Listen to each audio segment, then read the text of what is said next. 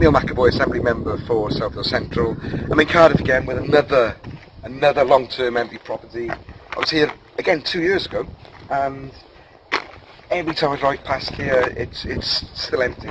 Imagine living next to this. Come and have a look. Yeah?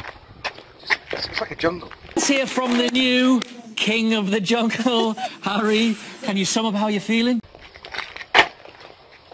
Rubbish there.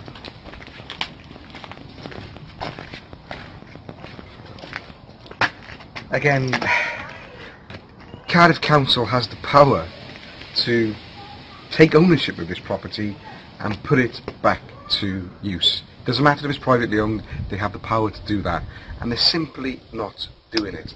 So the purpose of these videos is to highlight just how many empty properties there are in Cardiff. 1,000. So if you want to house people, bring these properties back into use. Instead of building houses worth £300,000, £400,000 on greenfield sites which local people can't even move into because we can't afford to pay those kind of prices. Alright? So message to Cardiff Council, get this house back into use and house a family. If there's a property near you that you want us to look at, please get in touch. Diolch yn fawr.